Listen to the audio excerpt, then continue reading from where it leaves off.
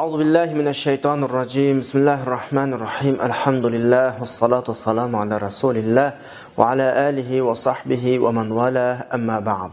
Hürmetli qarindoshlar, biz bugun Sura Al-Imronning 104 oyatiga keldik. Oyat bizga ummati Muhammadiyaning xarakteri haqida so'zlayotdi. Ilgirki darslarimizni qisqacha eslasak, ahli kitobningki din dushmanlarining mu'minlarni kuchining baricha bu yo'ldan yiroqlashtirishga urinadiganligi, mu'minlar madam Allohning ag'amchisiga mustahkam esilsalar gumrohlik hanga tushib ketmaydiganligi haqida mazmunlar o'tgandi. Oyat shunda boshlandi: Estaizu billah vel takum minkum ummatun yad'una ilal khayr ve ya'muruna bil ma'ruf ve yanhauna 'anil munkar ve ulaika humul muflihun. An oyatni so'zma-so'z tarjima qilsak, mana shaklda tarjima qilindi qarindoshlar. Sizlardan yaxshilikka chaqirib, yaxshilikka buyuradigan, yomonlikdan to'sadigan bir ummat bo'lsin deyapti. Men ayni shakl tarjima qilyapman. Ayni shular haqiqiy nijot topquchi. Endi biz oyat nimani maqsad qiladi? Bizning qanday bo'lishimizni istaydi Alloh subhanahu va taolo. Buni tushunish uchun biz oyatdagi har kalimani tahlil qilib oxiriga chiqamiz. Oldi bilan oyatdagi ummat so'zi haqida to'xtalamiz. Endi Qur'oni Karimningki ummat so'zini ishlatish usuliga qaragan vaqtimizda qarasak, ma'lum bir turga tava kishilarni Qur'on ummat deb ataydi ba'zi vaqtda. Qur'on har xil ishlatilgan qarindoshlar. Masalan, endi bizning Uyg'urcha ifodalasak, millat degan o'qim bilan ishlatiladi. Masalan, arablar bir millat, Uyg'urlar bir millat, İngilizlar bir millet, Parislar bir millet degandek bir turga, ma'lum bir turga, mesela til bu noktadan mujnoga tava kishilarni nim deb ataydi Qur'on? Millat, ummat deb ataydi. Ya'ni bizdagi millatga to'g'ri keladi. Bu Qur'on qo'llangan bir ma'no. Ya'ni ba'zida millatdan din maqsad qilinadi, ummatdan din maqsad qilinadi. Ummat degani din atrofiga o'lashgan bir kishilarni nima deb ataymiz? Ummat degan ma'noda atsak bo'ladi yoki ummatning o'zininki din ma'nosi ifodalanadi ba'zi vaqtda. Ya'ni ba'zi vaqtda ma'lum bir davrni Qur'on ummat degan so'z bilan ifodalab keladi. Sura Yusufningki 45-oyatida va qala allazi naja minhuma waddakara ba'da ummah degan oyatda ba'da umma ma'lum vaqtdan keyin degan ma'noda qo'llangan. Ondan başqa ummat degan so'zni Qur'oni Karim favqulodda ko'p hislatlarni o'zga mujassamlagan. O'zi bir odam turib bir millat xarakterlik ish tavratgan, manda alohida kishilarga yolg'iz odam bo'lgan taqdirdami ummat so'zi qo'llanilgan Qur'oni Karimda. Masalan, Sura Yusufningki 120-oyatida inna ibrohima kana ummatan qanitan lillahi hanifa. İbrahim Aleyhisselam bir ummetti deydi. Bir ummetti. Yani İbrahim Aleyhisselam'da bir ummette tepelişlik tegişlik güzel süpet, ahlakla, irade ve alahidlikler qanaqlangan, mucessemlengen degendek bir ma'nan irade qilib ummet degan so'z İbrahim Aleyhisselamga qanaqlangan, qo'llanilgan. Yani bu yerda biz demekçi shuki, Qur'oni Karimda ummat degan so'z 10 necha o'rinda tilg'ilingan, 3-4 xil ma'noda qo'llanilgan. 3-4 xil. Shunga har yerdagi so'zning asli ma'nosi nima, oyatdan iroda qilindigini nima, buningga obdan baqmoq, obdan qaramoq lozim. Ondan keyin bizning yana tahlil qildig'imiz, men bayatın oyatni tarjima qilgan vaqtimda sizlardan shundaq bir ummat bo'lsin deb sizlardan deb tarjima qildim. Endi qarmoqqa mening tarjimamga qaragan vaqtda aramizdan ma'lum bir bo'lak kishilar yaxshilikqa buyurib, yomonlikdan to'ssa qag'allarning vazifasi tugaydigandek bir o'qim chiqdi. Amaliyotda bir bo'lak olimlar ashta qarag'liq. Ya'ni millatning, ummatning hammasining unda vazifasi yo'q. ma'lum bir biliki şu işlen şug'ullansa, boshqalardan bu vazifa saqit bo'ladi, farzi kifoya shaklda tushunarli ahvol bor. Ammo biz texmo inchikroq bir ma'no uchun bu xil ifodalarning arab tilidagi qo'llanishlariga qaraymiz qarindoshlar. Masalan, arab shaklda balkim sizlarga tushuntirib bo'lmasligi mumkin. Mesela biz Uyghur tilidagi ba'zi qo'llanish ifodalaridan bir misol olaylik bu yerga. Bir kishi o'zining bolasiga nasihat qilib, masalan, o'g'lim, tirishib o'qing, kelgusida biz sizdan buyuk ishlarni masalan kutyapmiz. Sizdan masalan Mahmud Qashqardek olimdan birining chiqishini umid qilamiz desa, sizdan Mahmud Qashqardek olimdan birining chiqishini umid qilamiz degan so'zning ishlatilishiga qaraganda bir adamning ichidan bir necha adam chiqmaydi. Bir adamning hammasi shu, o adamdan kelgusida chiqadigan buyuk shaxslar shu adamning o'zi shu. Manda ifodalar tilda qanday qildi qo'llanildi. Uyg'ur tilida oz qo'llansa, arab tilida ko'p qo'llanildi masalan. Ya'ni sizdan mandaq bir odam bo'lishingizni istayman, xohlayman desa, shu odamdan ma'lum bir qismining emas, shu odamning hammasininki shunda bo'lishni istagandek bir ahvol bor. Endi shu nuqtaga qaragan vaqtimizda valtakum ummatun minkum, yoki valtakum minkum ummatun aranglardan da tarjima qilish mushada biroz yuqori ifoda bo'yicha aytgan vaqtda munosib emasdek. Ya'ni sizlar bir butun mashtaq ummat bo'lasizlar degandek bir xitob chiqdi bu yerdan. Ammo bir ehtimollikni ben bayatdan az ilgari deb qo'ydim qarindoshlar. Ulamolarning ichida minkum ifodasini aranglardan mashta odamlar chiqsa, qolganlardan vazif saqituladi degan shaklda ma'no olganlarmi bor deb qo'ydim. O ehtimolni qo'yib qo'ydim. Ammo biz hozir tarjih qilayotgan ma'no qaysi ma'no? Ya'ni ummati Muhammadiyaning alohidligi shuki, ummati Muhammadiya bir butun mashta ummat bo'ladi. Ummati Muhammadiyadagi her inson, her şahıs bir ilipni ügengen adam başqalarga şunu yetkizish majburiyati var. Bir yaxshilikni bilgan odam boshqalarni shunga buyurish majburiyati var. Bir yomonlikni ko'rgan odam boshqalarni shundan to'sish majburiyati var. Ya'ni ummati Muhammadiyaning har bir shaxsi bu ummatning kadrolari. Ya'ni bu ummatga nisbatan bir xizmatchi hisoblanadi. Bu ummatdagi vazifalik odam hisoblanadi. Uning ustida atrofni isloh qilish, boshqalarni isloh qilish, yomonlikqa yo'l vermaslik, chiriklikning oldini olish vazifasi bor. Bu şekilde tushuncha olsak biraz muvafiq ham munosib deb qarab, bu shaklni tarjih qilyapmiz qarindoshlar. Endi ulamolarning bu oyatga qarta ağanın bir nazik tushunchasi var. Ummatning har bir shaxsining yaxshilikqa buyurib, yomonlikni to'sish vazifasi bor ekan. Unda olganda har odamga mushu sohada ikki ish birga yuklanadi. Bir odam boshqalarni yaxshilikqa buyurmoqchi bo'lsa, avval o'zi qilish kerak. Va bir odam boshqalarni yomonlikdan to'smoqchi bo'lsa, avval o'zi u yomonlikdan qo'l uzish kerak. Ammo yana bir savol keladi. Bir odam yaxshilikni qilolmabdi, buyuramdi. Bir odam yomonlikdan birini qilib qo'yapti, masalan, inson ojizlik, xatolikka tushib qolibdi. Boshqalar shuni to'samdi. Bu ikki vazifa. Asli ikkisi teng tepilish kerak. Yaxshilikqa buyurgan odam o'zi qilish kerak, yomonlikni to'sgan odam avval o'zi yenish kerak. Ammo bir odam yaxshilikni qilolmabdi, bir odam bir xatolikka tushib qolibdi, u odamning yana bir vazifasi amaldan qolmaydi. Sen yaxshilikni qilolmagan taqdiringdami boshqalarni buyurish vazifang va birini qilolmading, birini qilishing kerak. O'zing bir xatolikka tushib ketgan taqdirdami boshqalardan shu xatolikni cheklashing, to'sishing, yaroqlashtirishing kerak. Ammo eng muhimi bu yerda, ya'ni bir ig'ir oqibatdan bir tushib qolmaslik uchun kishida ikkisi teng tepilish kerak. İkisining birisi tepilmay qolgan taqdirda yana birisi birga tushib ketmaydi. Uni cho'qim qilish kerak. Bizni Qur'on shunday ogohlantiradi. Ya ayyuhallazina amanu lima taquluna ma la taf'alun. Ya'ni degan gapni qilmaslik.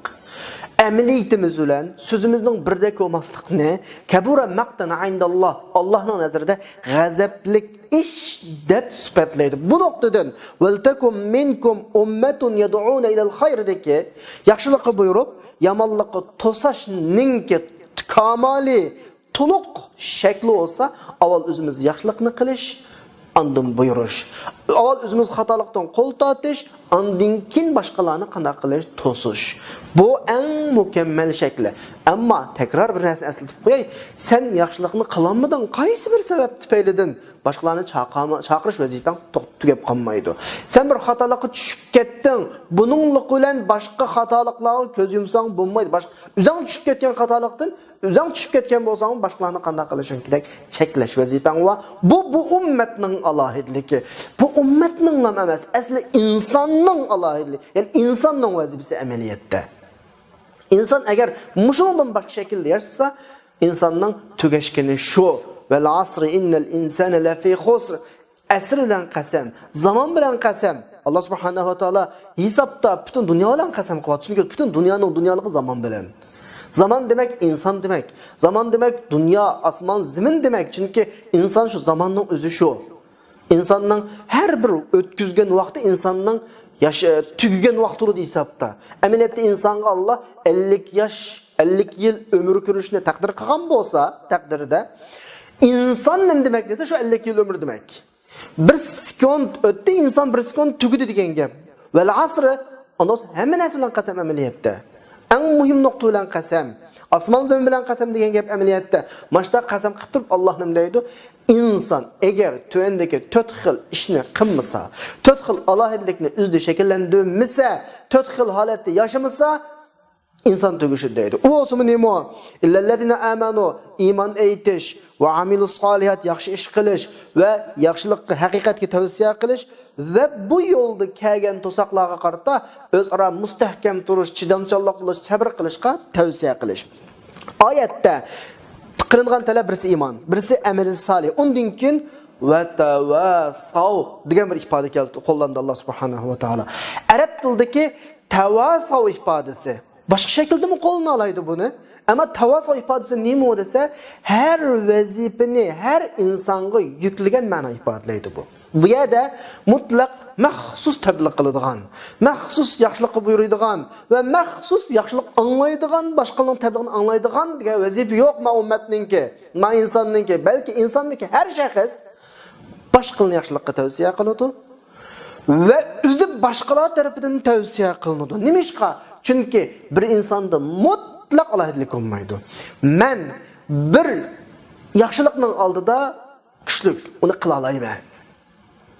Yeni bir yaxshilikning oldida qilolmayman. Qilganimni boshqalarga tavsiya qilaman. Qilolmagan yaxshilikning oldida boshqalar meni uningga tavsiya qiladi. Men bir ma'siyat oldida kuchli, u ma'siyatdan neri turyapman. Boshqalarni bu ma'siyatdan cheklayman. Ammo yana bir ma'siyatga tushishim mumkin. Boshqalar meni u ma'siyatdan to'sadi. Inson hammasi o'zaro birisi-birisiga mashta kirishib ketgan. Chunki bu yerda mutlaq tavsiya qiluvchi va mutlaq tavsiya qilinuvchi yo'q. Har inson boshqalarni tavsiya qiladi va boshqalar tarafidan tavsiya qilinadi. Chunki biz bayat bilganimizda inson ojiz, birlarining pulning oldida za'fiyati va birlarining ayolning oldida za'fiyati va birlarining huquq mansab oldida za'fiyati va bu jinoyat oldida ma'siyati va u yaxshi ishlarni qilish oldida za'fiyati va inson o'zi kuchli bo'lgan taraflarda boshqalarni o'qishga tavsiya qilsa, ojiz bo'lgan taraflarda boshqalar tarafidan tavsiya qilinadi. Demak, inson her daim hem tavsiya qilguvchi, hem tavsiya qilinguvchi. Mana bu nijotlikninki asosiy shakli shu. Yani inson mushu shaklda yashasa, har fard ummatning har fardi boshqalarni yaxshilikqa tavsiya qilguvchi va tavsiya qilinguvchi bo'lib yashasa, andiki musulmon nijot topadi. Bo'lmasa nijot. Masalan deylik, bugun bir qarindishimga musibatdan birisi keldi. Men uningga kelgan musibat meni etkilaydi, ta'sir qiladi, ammo uningga ta'sir qilgandek ta'sir qilmaydi. Men bugun uni o musibatga qarata sabrga tavsiya qilishim mumkin. Kim biladi, Alloh saqlasin, ata menga og'ir musibatim ris kelishi mumkin. U vaqtida mening bugungi holim qolmaydi. Bugun buningga qilgan tavsiyarim, sabrga qilgan tavsiyarim, buni bir vatqan nasihatlarim buningga masalan kuchli bo'lish haqida, aziyatning bu krizisning oldida bel bog'lab chim turish haqida bergan nasihatlar ayta qolmaydi, chunki mening ustimga keldi. Qanday bo'ladi? Men bugun uni yaxshilikqa, sabrga tavsiya qilgan bo'lsam, aytsa u meni yaxshilikqa, sabrga tavsiya qiladi. Mana bu ummatning alohidligi, mana bu nijot topadigan insonning alohidligi. Va tavasav bil haq va tavasav bis sabr. Agar biz shu nuqtani tushungan vaqtimizda andin keyin valtakum minkum ummatun degan oyatni shu vaqt tushunamizki, bu ummatning hammasi bir pardama xorij emas. Bir pardama sirda qolmaydi, yaxshilikqa buyuradigan, yomonlikdan to'sadigan bo'lish kerak. Ahmad Samadni yaxshilikqa buyurib yomonlikdan to'sadi, Samad Ahmadni yaxshilikqa buyurib yomonlikdan to'sadi. Oyatning tafsiri bu shaklda tafsir qilinsa muvofiq deb qaraymiz qarindoshlar. Andikin oyatning oxirida Alloh subhanahu va taolo ulaika humul muflihun. Ana ashula nijot topquchi deb tarjima qildik bu oyatni. Ya'ni buni ichkirilab azroq kirsa qarindoshlar, muflihun degan so'z Qur'onda asosliq nijotlik ifodasini ifodalab keladi. Nijotlik ifodalar uchun qo'llanildi. Qad aflahal mu'minun degan shaklda. Asli bu so'zni inchkilab bağa vaqtimizda asli bir dehqonning yerga uruqni selib, uningdan hosil olgan holatini aflaha deymiz. Asli lug'at ma'noda. Dehqonni arab tilida fallah deydi-ku qarindoshlar. Falaha dehqonchilik qildi, aflaha dehqonchilikdan hosil olgan. Ya'ni Alloh subhanahu va taolo bu yerda bizga bir narsani ishorat qilyapti. Bir narsani iymon qilyapti. Ya'ni sening Alloh buyurgan bu ishlardan oladigining yoki bu ishlardan foydalandigini sen Allah seni onunla buyurdu, bunundan tosti, sana bir ölçemlerini bekletti, hayat yolunu sizdi. Bunun hemmisinin Allah'a ne faydası, ne zihni yok. Fayda alsan mı sen alırsa, eğer bu işlerini şu boyunca icra kılmayı, ziyan tatsan mı sen tatsa. Bunun misali aynı dehqanın misali okşaydı. Dehqan Öyüstü 4 kilodan var, 4 kilo buğdayı var qarindoshlar. 4 kilo buğdayının 3 kilosini o'zi yeydi. Shuncha ehtiyojli qolsa 1 kiloni yeyga tikadi. Buningki atrofida aqlsiz kishilarning birisi kelib masalan, "Voy, sen shuncha ehtiyoj olsan, yevasan olmamdi" deyishi aqlga uyg'unmi yoki chidab 1 kiloni yeyga tikishim. Chunki o 1 kilo uruqni yeyga soldi degan gap ko'z o'g'an vaqtida uningdan necha hassa ortiq mahsulot oladi. Ayni diniy amal ibodatlarning shakli shunga o'xshaydi. Ya'ni bugun biroz qana qilishing mumkin, siqilishing mumkin. Bugun biroz jafo tortishing mumkin. Xuddi chidab yeyga uruqni solgan dehqonga o'xshash, ter to'kib emgak qilgan dehqonga o'xshash, yatirgan dehqonga o'xshash, biroz erkinlikin boğulgandek bir xil his tuyg'ularni kallang şeytan epkilishi mumkin. Shu erkinlikin boğulgan vaqtda, bir yomonlikdan cheklangan vaqtingda, bir yaxshilikqa buyurilgan vaqtingda bilishing kerakki, bu ta'limotlar yolg'iz sanglam kelmaydi. Sening erkinlikingni bo'g'ib, boshqalarning mol-mulkiga chaqilma degan vaqtida bu buyruq hem boshqalarga deyilgan bo'ladi-ki, sening mol-mulkingni qo'g'dash uchun, sening erkinlikingni boqqandek holda sen boshqalarning mahremiyatiga ko'z tikma, numusiga ko'z tikma, izzat sharifiga qo'l uzatma degan vaqtida bu buyruq ham shu vaqtning o'zida boshqalarga deyilgan bo'lib, sening izzat sharifing, sening mol-mulking, sening izzating, numusing bu orqali qo'g'dilgan bo'ladi. Sendan boshqalarga chaqilma, boshqalarning jiniga, meliga chaqilma degan vaqtida boshqalardan ayni vaqtda talab qilingan bo'lib, sening meling, sening jining kafolatga ega bo'lgan bo'ladi. Amaliyotda diniy ahkomlarning, diniy ta'limotlarningki hammasininki foydasi, oxirgi natijasi sana qaytadi, sana mansub. Shunga bu yerdagi nijot tepish ifodasini Alloh subhanahu va taolo dehqonga o'xshatib turib ifodalashning sababi, dehqon bugun azroq nafsidan voz kechib yegi sog'an uruq dan onunğa hassa-hassalab qaytıdı. Bugün ter tökken, tatqan japası küz olğan mahsulat yığıdığan vaqtda onun xuşallıqıga aylanıdı. Aksçe oylab baqaylı. Bugün mening qo'sqim aç, men bu 1 kilo danni chidab yega tugutmayma degan tafakkur bilan qanday qiladi japa tatib deb dehqonlar issiqda yetirgan vaqtda o'yisida o'ngda yotgan odamning ahvolini küzdü ko'rgan vaqtimizda an dunyodagi amal, ibodat, ta'limot, cheklama, buyruqlarni hayotiga tatbiqlamay oynagan bir şekilde özüycemdi. Capa tatmagan bir şekilde özüyce, erkinlikini kaparat yıkıgan bir şekilde özüyce yaşagan kişilerinki kıyametteki ahvalini tasavvur kılalayımız qarindoshlar. Ularning o vaqtidagi nadameti hech nimaga asqatmaydi, foyda vermaydi.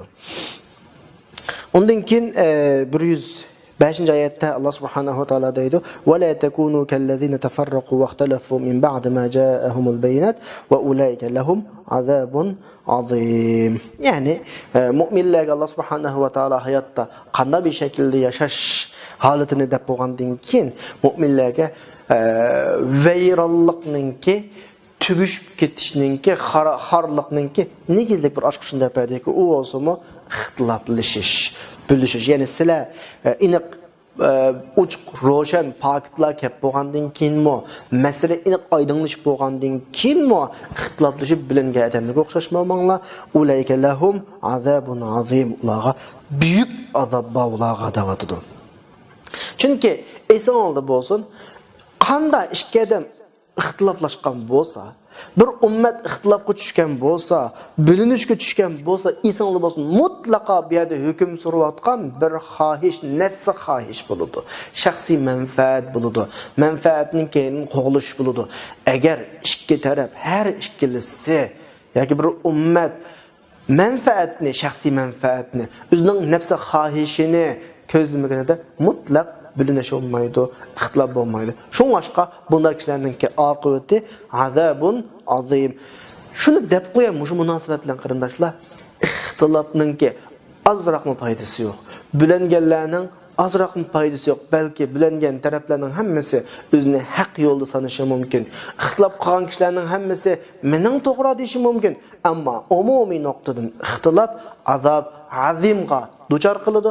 Shunga ixtilof qilganlar bilinganlar shu azob azimni kutsa bo'ladi yoki o'zining shaxsiy adovatlarini bir yerga qayrib qo'yib, shaxsiy manfaatlarini bir yerga qayrib qo'yib, shaxsiy o'ziningki nafsini bir tarafga qayrib qo'yib, birlashish, o'rtaqlashish yo'lga qaytib kelish kerak. Bo'lmaganda aks taqdirda oyatning oxiridagi ularga qattiq azob, buyuk azob ifodasini kutsa bo'ladi. Ondan keyin 106-oyatda davatida yawma tabyaddu wujuhun wa taswaddu wujuhun fa ammal ladzina aswaddat wujuhuhum akafartum ba'da imanikum fadhuqul azaba bima kuntum takfurun. Yani o günüste, kıyamet günüste şu yüzler aqrab ketdi. Bir bilik yüzler qardab ketdi. Amma yüzler qardab ketgan kishilarga shunday deyiladi ki, sizlar iymon aytib bo'lgandan keyin inkor qilganmidinglar. Endi mana shu qilgan inkoringlar sababli azobni tetinglar deydi. Endi oyatning tafsirga kirishdan ilgari qarindoshlarimizga deb qo'ydigan nuqta dünyadaki aqliq qarilik, dünyada har xil irqlar va aqtalliklar va qartalliklar va bularning hammasi dunyoda kishining yashagan muhitining ta'siri yoki shu muhitga munosib bir shakldagi insonningki maslashishi ustidan Alloh subhanahu va taolo o'zining ilm hikmati bilan, hikmat qudrati bilan inson Alloh o'tirisida tarqatgan bir shakl. Aq odam o'zi yashaydigan bir muhitga yarasha aq yaratilgan bo'ladi. Qora odam o'zining yashaydigan muhitiga yarasha qor yaratilgan bo'ladi. Uning aq terisi yashagan muhitiga mos keladi. Uning qora terisi yashaydigan o'zining muhitiga mos keladi. Ya'ni dunyodagi aqliq, qarilik shu insonning o'zining manfaati uchun bu qandaqdir Allohning oldida bir hukmga vakillik qilmaydi. Insonning yaxshilik, yomonlik ifodasi emas, solihlik yoki poslik ifodasi emas, oyatdagi aqrib ketdi, qardab ketdi ifodasi qiyomat kunisi yuz beradigan ahvolni so'zlayotdi. Acaba deyish mumkin qarindoshlar, aqliq qarilik oxiratda bir yaxshilik, yomonlik ifodasi bo'lgandek dunyo, ya unday ish yo'q. Chunki oxiratning ishlari tamoman dunyo ishlaridan farqlanadi. Oxirat qana tasvirida qarindoshlar, oxirat shuna tasvirlandiki, oxiratning zemini dunyoning zemini emas. Oxiratning osmini dunyoning osmini emas. Oxiratda her qandaq narsa dunyodagidan farqli bo'ladi. Biz shuningga sen deyalaymiz-ki, oxiratdagi aqliq dunyodagi aqliq emas, oxiratdagi qarilik dunyodagi qarilik emas. Shunga boshqa qiyomat kuni hayron qilishingiz mumkin. Dunyoda oq odamlar bo'ladi, qiyomat kunisi qop-qora. Dunyoda qop-qora odamlar bo'ladi, qiyomat kunisi oq. Buni bilishingiz kerak. Herkes o'ylab qolmangki, Allohninki dunyoda bir odamni oq yaratganligi, uni hurmatlaganligi, bir odamni qora yaratganligi Allah'ın onu yaman ko'rganligi yoki u odamning askiligi undan yo'q. Biz deb o'tdik ya. Har qanday bir inson o'zi yashaydigan muhit sharoitga ko'ra yaratilgan. Xuddi biz masalan bir misol olaylik. Bir odamni biz bir yerga safarga avatmoqchi bo'lsak, baradigan yerning havo ve o yerdeki umumi ahvalını teşvirgendiğin keyin şu kişiye nispeten aşı bağan sefer kıldığı yerde lazım bulunduğun bütün lazimetliklerini elevelici teknik nesini hazırlayımız. Şuna okşaş. Allah subhanahu ve taala zeminini bu kadar kendi yarattı. Zeminde o kadar köp insanlar yarattı. Her insanga özü yaşaydığın muhitki yarışa renk, tire, beden ve başka lahirliklerini verdi. Çünkü dünyadaki aklı, karılık, ahiretteki aqliq emas, ahiretteki qarliq emas. Bu ikisinin oturda asman ve zemin farq var qarindoshlar. Şu dünyadaki aqliqning, dünyadaki qarliqninki hech qanday boshqa ifodasi yo'q. Bir bölük adamni ko'rasiz, qop-qora, ammo uning shu qora chiroyidan nur yiqib turdi. Paqraydi, illiqlik his qilasiz. Uning qarablam yaxshi odamligini his qila olasiz chiroyidan. Ammo dunyoda oq odamlar bor, chiroyi oq. Ama chiroyi bir xil nima deymiz, hamda to'pi tarad deb qo'yamiz. Bir xil to'pi yig'ib, to'pi chiroy yani. Hech nurning sadosi yo'q, bir xil chiroydan eskilik ko'rinib turadigan. Shunga dunyodagi aqliq, qarilik masalasi, oxiratdagi aqliq, qarilik masalasi emas. Vujuhu yawma idin nadira. Nurliq yuzlar deb qarosimi nurliq yuzlar bo'ladi.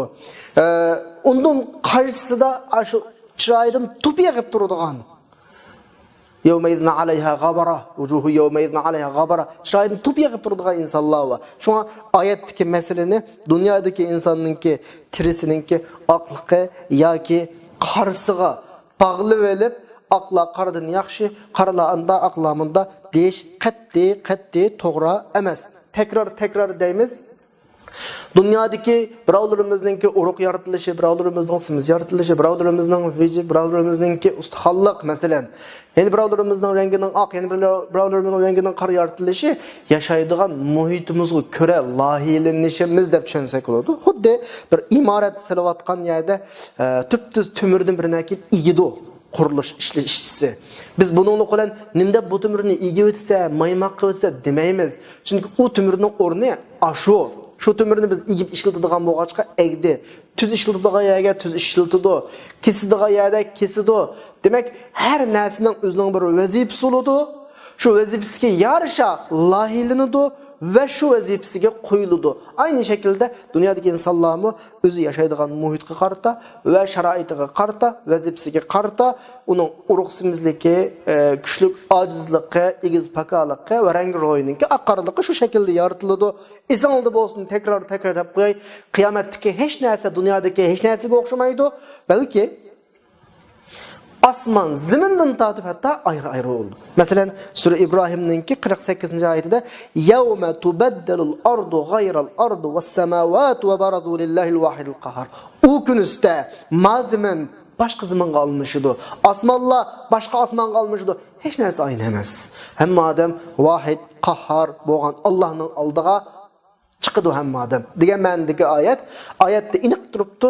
Oxiratdagi hech narsa dunyodagi hech narsa emas. Dunyodagi oq oxiratda oq emas, dunyodagi qora oxiratda qora emas. Oxiratninki o'ziga ayrim prinsiplari bor. Endi oyatning o'ziga kelsa qarindoshlar, nim bo'p yuzlari oqirib ketadi, nim bo'p yuzlari qorlab ketadi insonning o kunda. Chunki o kunda masala oydinlashadi. Dunyoning oxirisi va qarindoshlar. Ölsen tügeysem dünyada. Ölsen azaptan qutulsa, özünün xiyalice. Şu an nurg'un insanlar beşer kelgan külfat, azap, xafalıqlardan ülüplar qutuldu. Ama ahiretinin ahirisi yok. Onun tügeydiği yeri yok. Ahirette, akıbeti qanda olgan adam mengü şu şekilde yaşaydı. Azap kirgelle, azapta yaşaydı. Nazu nimet kirgelle, nazu nimet yaşaydı. Bir kişiler ko'rdiki, Alloh subhanahu va taolo uningga nozu ne'matlarni hozirlagan, go'zal turmushni hozirlagan, mangulik abadiy bir baxt saodatni hozirlagan. Bu ularning yuzini kuldirdi, ularning yuzini parlatadi, ularning yuzini oqirdi. Ammo aks tarafdagi kishilar do'zaxdagi o'rnini ko'rdi. Do'zaxdagi azob uqubatni ko'rdi, uning mangulik ekanligini ko'rdi-da, ularning yuzi qardimay kimning yuzi qardisin? Bularga shu xitob qildi-ku vaqtida akafartum ba'da imanikum. Sizlar iymon aytib bo'lgandan keyin kufr qilganmidinglar? İman etib bo'lgandan keyin kufr qilganmidinglar? Zot iymon etmagan hammasini o'ziga oladi. Masalan, ben iymon etib bo'lgandan keyin kufr qilganmidinglar? İfadesi balkim bir qism tuyulishi mumkin. Masalan, bir bilik kishilar ras iman eytib ondan keyin murtad bo'ladi. Bularmi buning ichiga kiradi? Bularmi buning ichiga kiradi? Ondan keyin ahli kitoblar o'zlarining Tavrat, Injil qatorliq kitoblarida payg'ambar alayhisalom haqida bishoratlarni anglab, o'qib, hatto buni haqning oldida deb mushta bir payg'ambar keladi, u bu deganda gaplarni qilib, ondan keyin kelgandan keyin buni inkor qilgan. Bular mush iymon aytib bo'lgandan keyin kufrning qatoriga kiradi. Endi buning sirtidagi kishilar desa, inson ruh dunyosida alastu bi robbikum degan savol so'ralgan vaqtda, sizning Robbinglar emasmi degan vaqtda, bala ya Rob, sen bizning Robbimiz deb javob bergan yeri va insoniyat ruh dunyosida Alloh qo'ygan bir iymoni va insonning vujudi tabiatida Allohni e'tirof qilgan bir tuyg'u va mushundan keyin Allohning barliq birlikni ifodalaydigan shul dalil faktlardan keyin iymondan chiqib ketgan hammasini mush yuqoridagi oyat o'ziga oladi. Bularning hammasini shu savol so'raladi. Akafartum ba'da imanikum. Ya'ni murtad buning tahtiga kiradi. Kafir olganlar bunun tahtiga kiradi. Ahli kitoblarning hammasi mushun tahtiga kiradi. Hatto o'zi musulmonlikni da'vo qiladi, nafsi xohishining keyniga kirib yo'ldan chiqqanlar, har xil pirqi bilan gellar, o'zining nafsi xohishining keyniga kirib ozg'un shaklda mushlarning hammasi yuqorqi oyatning tahtiga kiradi. Bularning hammasidan qiyomat kunisi akafartum ba'da imanikum deb so'raladi. Bular o'zining qilmish etmishiga har qancha pishman qilsa-mu ahvol o'zgarmaydi-ki, chunki oyatning oxirida fazuqul azaba bima kuntum takfurun. Qisli qilgan shu inkoringlar, shu tutgan yo'linglar tufaylidan, kufr yo'linglar tufaylidan azobni bugun tetinglar. Shuningcha qiyomat kunisi azobdan qutulishning faqat birla chorasi va birla yo'li va u o'smi dunyoda bugungi bizning fursatimiz bu vaqtda to'g'ri yo'lni tepish, Alloh ko'rsatgan, Alloh avatgan yo'l bo'yicha menish, qalbingni xolis kimga bog'lash? Allohga bog'lash. Alloh subhanahu va taolo hammalarni bu xil kishilarning qatoridan qilmasin. Qiyomatda yuzi qordab ketadigan kishilarning qatoridan qilmasin. Yana bir turli kishilar, yuzi oqiradigan kishilarning ahvoli 107-oyatda kelasi soatlik darsimizda o'qiymiz. Bugun vaqt munosabati bilan mush yerda to'xtaymiz. Va oxiru da'vana alhamdulillahi robbil alamin.